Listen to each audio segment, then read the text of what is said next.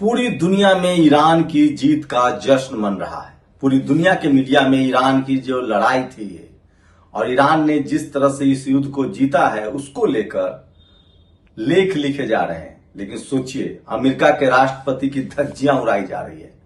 वहां की मीडिया उनसे सवाल पूछ रहा है कि mister Trump, mister president, excellency नहीं कहा जा रहा है, मिस्टर प्रेसिडेंट, मिस्टर ट्रंप, आपने तो कहा था कि ईरान के नेवी खत्म हो गई, एयरफोर्स खत्म हो गया। लेकिन सोचिए अमेरिका किस कदर बेचैन है। 19 को दस्तखत होने थे, फ्रांस में ही दस्तखत कर दिए, जबकि ये दस्तखत जो है वो होने थे स्विट्जरलैंड में। अमेरिका की बेचैनी इसलिए है क्योंकि होर्मुज बंद है और अमेरिका में सवाल पूछे जाते हैं, मीडिया सवाल पूछता है, टीवी अखबार सवाल पूछता है। वहां की जनता सड़कों पर आ रही है क्योंकि तेल और गैस की किल्लत हो रही है। तो सोचिए, पहली बार पिछले 100 साल के इतिहास में देखे तो इस तरह के नतीजे नहीं रहे हैं। जर्मनी को भी पूरी दुनिया ने मिलकर हराया था, मित्र राष्ट्रों ने। उस समय सेकेंड वर्ल्ड वॉर में जो जर्मनी की बड़ी हार हुई थी, उसमें सोचिए कि सिर्फ और सिर्फ जर्मनी, जापान और इटली की सेना साथ थी। बाकी दुनिया भर के सेना, खासकर रूस, पूरा यूरोप, ये सब एक साथ थे। अमेरिका ने परमाणु बम गिराया था नागासाकी और हिरोशिमा पर। लेकिन इस बार जो ईरान ने किया है वो दुनिया दंग है। दुनिया रिसर्च कर रही है कि आखिर जो स्ट्रैटेजी थी ईरान की, plan A, plan B, plan C, ऐसा लग रहा है जैसे 45 सालों से ईरान ने इस युद्ध की तैयारी की थी। और उसकी वजह है उसका एजुकेशन। 99% लोग वहां लिटरेट हैं, 95% पीएचडी हैं और 74% महिलाएं वैज्ञानिक हैं। इस युद्ध में अमेरिका भले छुपा ले, लेकिन ये सच है कि उसे $325 बिलियन देना पड़ेगा ईरान को। और उसे कह रहा है कि हम वहां इन्वेस्टमेंट कर रहे हैं। सोचिए, जो दुश्मन देश है उस पर इन्वेस्टमेंट करने के लिए मजबूर है अमेरिका, क्योंकि ये ईरान की ताकत है। ये दुनिया जानती है कि ईरान के पीछे जो है वो चीन खड़ा है, रूस खड़ा रहा है। इसलिए अब युद्ध जो है वो किसी और लेवल का होगा। अभी देखिए, अब पूरी तरह से अमेरिका और यूरोप जो है वो यूक्रेन के पीछे खड़ा हो गया है। और नतीजा आपके सामने है कि रूस में धू धू कर रिफाइनरी जल रही है। तो अब अमेरिका एक अलग लेवल का युद्ध लड़ेगा। अमेरिका को पता है कि इस युद्ध में रूस और चीन ने हमारे साथ बड़ा विश्वासघात किया है। लेकिन उससे भी बड़ी विडंबना देखिए, अमेरिका उसकी भरपाई कहीं भारत से ट्रेड डील पर तो नहीं कर रहा है। लेकिन आज सिर्फ बात ईरान की जीत की, ईरान के जश्न की। दुनिया के वो तमाम मीडिया जो इस्लामोफोबिया से ग्रसित है, जिसमें भारत की भी मीडिया है, यूरोप की मीडिया, अमेरिका की मीडिया है। भारत वाले भले सवाल न पूछ रहे हों, लेकिन सोचिए पूरी दुनिया की मीडिया और अमेरिका की मीडिया ट्रंप की खाल खींच रही है। बेंजामिन नेतन्याहू का क्या होगा इसे तो खुद नहीं पता है। इजराइल में डर से लोग सहमे हुए हैं। वहां पर कोई बात करने के लिए तैयार नहीं है और इजरायली कह रहे हैं कि हमें अमेरिका ने धोखा दिया है। दरअसल अभी भी बेंजामिन नेतन्याहू नहीं चाहता था कि युद्ध बंद हो। एक तो वो सत्ता से बाहर होगा, उसके खिलाफ भ्रष्टाचार के आरोपों की जांच होगी, और उससे भी बड़ी बात कि अब इजरायलियों को कौन बचाएगा। इजराइल में भी जो कट्टरपंथी इजराइल थे, जो इस युद्ध के पक्ष में थे, वो अब बंकरों में छुपे रहने के लिए मजबूर होंगे, क्योंकि उनको हमास, हूती और हिजबुल्लाह के अटैक से, ईरान के अटैक से अब तक अमेरिका बचा रहा था। लेकिन अब अमेरिका इस युद्ध में नहीं कूदेगा क्योंकि उसके मुंह जल गए हैं, और जिसको दूध से मुंह जलता है वो छाछ भी फूंक कर पीता है। सोचिए, इजराइल को लगता था कि ग्रेटर इजराइल बनाएंगे।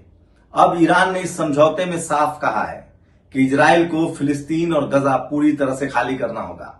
लेबनान पर हमला बर्दाश्त नहीं किया जाएगा और लेबनान के जिन हिस्सों पर इजराइल ने कब्जा किया उसे भी खाली करना पड़ेगा। और अगर इजराइल खाली नहीं करता है तो अब तो अमेरिका बचाने नहीं आएगा। अब्राहम एकॉर्ड पर दस्तखत नहीं हुए और पूरी दुनिया को पता चल चुका है कि खाड़ी देशों ने गुपचुप तरीके से ईरान का साथ दिया है। ईरान के प्रतिबंधों के बीच में भी उन्होंने ईरान के जितने मिसाइल थे वो सटीक गिर रहे थे, क्योंकि खाड़ी देशों ने सारे अमेरिकी ठिकानों के इमेजेस और सैटेलाइट इमेजेस जो है वो ईरान को मुहैया कराए थे।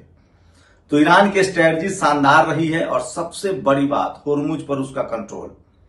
कहा जा रहा है कि होर्मुज जो है उससे खुद डोनाल्ड ट्रंप कह रहा है, बहाने तो एक से एक है उसके पास। कह रहा है कि हम युद्ध से इसलिए निकल रहे हैं, हम युद्ध में बम बरसा सकते थे, लंबा खींच सकते थे, लेकिन होर्मुज बंद है। दुनिया की इकोनॉमी चौपट हो रही है। दुनिया की इकोनॉमी चौपट नहीं हो रही है, अमेरिका की इकोनॉमी चौपट हो रही है।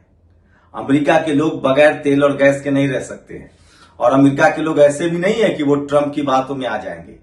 जैसे ही उनके तेल और गैस की किल्लत होगी, वो ट्रंप से सवाल पूछते कि तुमने तो युद्ध किया था कि ईरान पर कब्जा कर लेंगे, उल्टे हमारे तेल और गैस की किल्लत कैसे हो गई।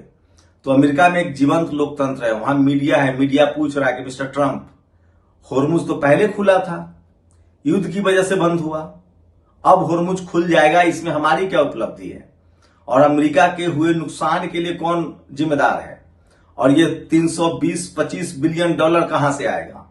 तो अमेरिका में लोकतंत्र में सवाल पूछे जाते हैं, वहां की मीडिया सवाल पूछती है, वहां की आवाम सवाल पूछती है, और डोनाल्ड ट्रंप की यही मुश्किलें थी, और वानन फानन में इस युद्ध से निकलना चाहता था।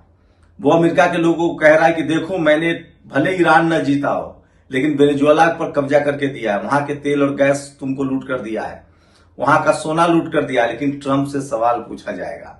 और वहीं इजराइल भी चुप नहीं बैठेगा।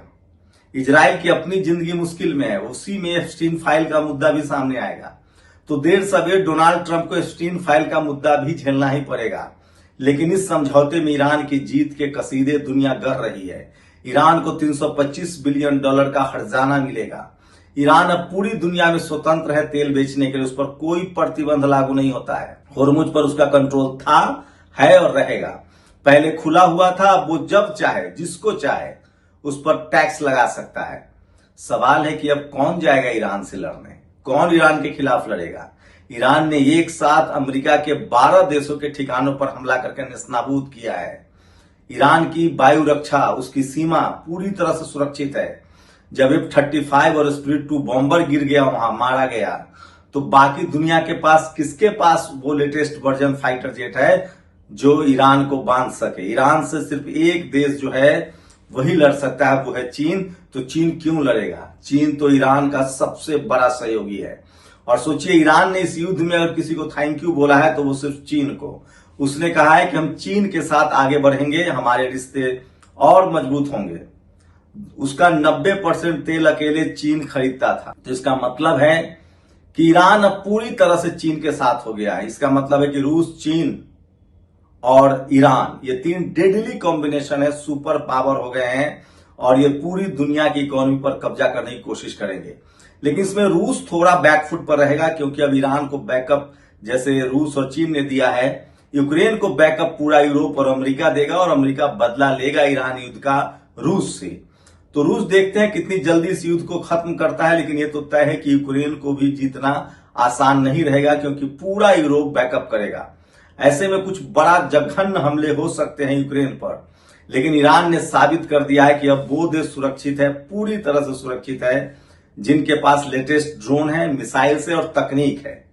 ये सबसे बड़ा सवाल है जो इस देश की जनता को भी समझना चाहिए। और सोचिए, डोनाल्ड ट्रंप जो है वो अपनी हार छुपाने के लिए तरह तरह के बहाने बना रहा है। सोचिए, दुनिया को कितना बड़ा मुश्किल में डाला डोनाल्ड ट्रंप ने। ईरान, अमेरिका और इजराइल युद्ध की वजह से सिर्फ ईरान का नुकसान नहीं हुआ, ईरान ने सबसे बड़ी जीत हासिल की है। ईरान पर 45 सालों से प्रतिबंध था, वो सब खत्म हो गया है। उसकी इकोनॉमी अब बूस्ट होगी। उसके पास दुनिया के 40% तेल और गैस का अकेले हिस्सा है। अब वो दुनिया को तेल और गैस बेच सकता है। उसकी टेक्नोलॉजी दुनिया को पता चल गई है, उसके ताकत दुनिया को पता चल गई है। तो इस युद्ध में अगर सबसे ज्यादा फायदे में है तो वो ईरान है। दूसरा, इस युद्ध में सबसे ज्यादा नुकसान में है तो अमेरिका है। उसकी बादशाहत खत्म हो गई है, खाड़ी देशों से उसका बुढ़िया बिस्तर बन गया है, पेट्रो डॉलर कारोबार उसका खत्म हो गया है, हथियारों के मार्केट पर उसका वर्चस्व जो है वो खत्म हो गया। अब शायद ही कोई देश अमेरिका का हथियार, चाहे जेट हो या मिसाइल हो, खरीदना चाहे। इसमें तीसरा बड़ा नुकसान भारत का हुआ। अगर मैं ये बात नहीं करूंगा तो बेईमानी होगी। आखिर भारत ने मदर फादरलैंड करके इजराइल के साथ दिखा करके क्या हासिल किया? हमारे ईरान से रिश्ते खराब हो गए। मान लीजिए ईरान अगर $2 बिलियन का टैक्स लगाता है पर शिप, तो हम क्या करेंगे?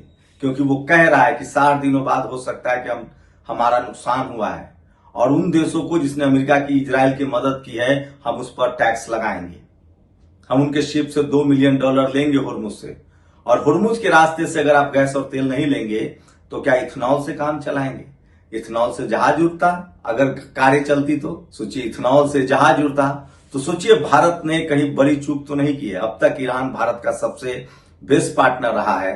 उसने हमें चाबहार बंदरगाह दे रखा था, वो हमें सस्ते में तेल देता था, वो हमसे मखान और चावल लेता था। अभी भी मौका, अभी भी ईरान और रूस ने कहा है कि मैं भारत को सस्ता तेल देना चाहता हूं, मैं भारत को सस्ता, ईरान ने भी कहा कि भारत को सस्ता तेल देना चाहता हूं। भारत क्यों नहीं ले रहा? लेकिन सोचिए, हमारे प्रधानमंत्री एक्सलेंसी राष्ट्रपति कह रहे हैं और मीडिया आपको दिखा रही है। देखिए थंबनेल, ट्रंप डर गया, ट्रंप झुक गया। हमारे प्रधानमंत्री डोनाल्ड भी नहीं कह रहे थे, मिस्टर प्रेसिडेंट भी नहीं कह रहे थे, एक्सलेंसी कह रहे थे। क्या हमारी संप्रभुता अमेरिका की संप्रभुता से कम है? दुनिया को पता है हमारे 3 नाविकों को मार गिराया, इंग्लैंड ने हमारे एक नाविक को गिरफ्तार किया है। जब ट्रंप से इस पर सवाल पूछा गया तो ट्रंप ने कहा कि ऐसा होता है, ये खतरनाक काम है। ये नहीं कहा कि आई एम सॉरी, हम आगे से ऐसा नहीं होने देंगे, हम कंपनसेट करेंगे। हमारे प्रधानमंत्री के बॉडी लैंग्वेज की बात हो रही है। मैं कह रहा हूं इस देश की मीडिया से, टीवी अखबार से, कि तुम सत्ता की चापलूसी करके अपना तो पेट भर लोगे, मीडिया संस्थान तो चला लोगे, तुम्हारे बच्चे विदेश पढ़ लेंगे, तुम मालामाल हो जाओगे, लेकिन देश की संप्रभुता के साथ तुम लोग खिलवाड़ कर रहे हो। हमारे प्रधानमंत्री को किसी भी कीमत पर अमेरिका के सामने डट कर खड़ा होना चाहिए, क्योंकि हम दुनिया की इकोनॉमी है। खुद ट्रंप कह रहा है कि भारत अमेरिका में निवेश कर रहा है, प्रधानमंत्री पैसा लगा रहे हैं। वही ट्रंप कह रहा है कि हमने पाकिस्तान से सीज फायर करवाया। आखिर पाकिस्तान युद्ध में जब हमारी सेना ताकत से आगे बढ़ रही थी तो रुकने की जरूरत क्या थी? हमेशा के लिए चैप्टर क्लोज भी तो किया जा सकता था, पीओके हमारा होता। चलो अच्छा हुआ, कम से कम सीज फायर हुआ, युद्ध से बर्बादी होती है मान लीजिए, लेकिन अमेरिका से $500 बिलियन का ट्रेड डील किसके हित में है? क्या अमेरिका से तेल खरीदना ज्यादा सस्ता है ईरान और रूस से तेल खरीदने से? क्या दुनिया का कोई भी देश बराबरी का संबंध रखता है? और हम तो दुनिया की सबसे बड़ी आबादी है, लेकिन ये टीवी अखबार आपको नहीं बताएगा, क्योंकि वो सत्ता की चापलूसी करके अपना जीवन चला रहे हैं। अमेरिका से जिस तरह के सवाल पूछे जा रहे हैं ट्रंप से, अमेरिकी मीडिया, वो भारत की मीडिया को कह रहा है कि कितना अच्छा मीडिया है। भारत की मीडिया के बारे में ट्रंप कह रहा है कि कितना अच्छा मीडिया है, मोदी जी से सवाल ही नहीं पूछता है। भारत की मीडिया पता है ट्रंप से क्या सवाल पूछ रहा था? कहता मिस्टर ट्रंप, आपने ईरान और इजराइल के बीच शांति स्थापित कराया है, जबकि ये बंदा खुद युद्ध में शामिल है। ये युद्ध हार के ईरान से संधि कर रहा है, लेकिन हमारे पत्रकार पूछ रहे हैं। तो ट्रंप पता है क्या कहता है कि प्रधानमंत्री आपका ये पत्रकार बहुत अच्छा है, हमारे वाले बहुत खराब है, क्योंकि अमेरिका के पत्रकार सख्त सवाल पूछते हैं। वो पूछते हैं कि युद्ध में तुम कैसे हारे, वो पूछते हैं कि युद्ध किया ही क्यों था, वो पूछते हैं कि 320-25 बिलियन डॉलर कहां दोगे। और अमेरिका का राष्ट्रपति कह रहा है कि भारत के प्रधानमंत्री अमेरिका में निवेश कर रहे हैं। सोचिए, हमें एफडीआई की जरूरत है, दुनिया भर की कंपनियां हमारे देश में आए, हमारे यहां नौकरी बढ़े। हमारे अंबानी और अडानी, ये दोनों बड़ी कंपनियां अमेरिका में निवेश कर रही है, क्योंकि ये ट्रंप चाहता है। आप सोचिए किस लेवल पे बात हो रही है और मीडिया आपको क्या दिखा रहा है और आपसे क्या छुपा रहा है। क्या युद्ध से ठीक पहले इजराइल जाकर मदरलैंड फदरलैंड करने की सजा हमें नहीं मिल रही है? क्या ईरान और रूस से दोस्ती ज्यादा मुफीद नहीं है अमेरिका के मुकाबले? अमेरिका हमेशा से पाकिस्तान के साथ रहा है। अभी भी उसके एक राजनयिक ने वहां जाकर कहा कि हम मजबूत पाकिस्तान चाहते हैं। इस युद्ध में भी संधि के लिए अमेरिका क्रेडिट पाकिस्तान को दे रहा है। तो सोचिए क्या मजबूरी हो सकती है प्रधानमंत्री की। आखिर वो अमेरिका की आंख में आंख डालकर क्यों नहीं बोल रहे हैं? आखिर अमेरिका किसी का सगा नहीं रहा है। डोनाल्ड ट्रंप तो यहां तक कह रहा है कि भारत पर कोई हमला करेगा तो हम भारत की रक्षा करेंगे, लेकिन मोदी रहेंगे तो ये पर्सनल रिश्ते हैं प्रधानमंत्री के या देश के साथ रिश्ते हैं? ये सारे सवाल नहीं पूछे जाएंगे, और अगर हम पूछ दें तो हम जेल में होंगे। भारत के प्रधानमंत्री अपने ही देशों के नागरिकों को जेल में डाल रहे हैं, क्योंकि मीडिया उनकी हाँ में हाँ मिला रहा है। लेकिन मैं फिर कह रहा हूं, भारत की मीडिया सत्ता के साथ हाँ में हाँ मिलाकर भारत की बेरोजगारी दूर नहीं कर सकती है, भारत की गरीबी दूर नहीं कर सकती है, भारत को मजबूत राष्ट्र नहीं बना सकता है। ये गांठ बांध लीजिए, अपनी राय जरूर दीजिए। शुक्रिया। नेशनल दस्तक की आपसे गुजारिश है कि अगर इसको बचाना चाहते हैं तो नेशनल दस्तक को सब्सक्राइब करने के लिए रेड कलर के सब्सक्राइब बटन को दबाएं, फिर बेल आइकन की घंटी दबाएं। नेशनल दस्तक को बचाने के लिए बहुत जरूरी है कि हर खबर को शेयर करें, लाइक करें, कमेंट जरूर करें।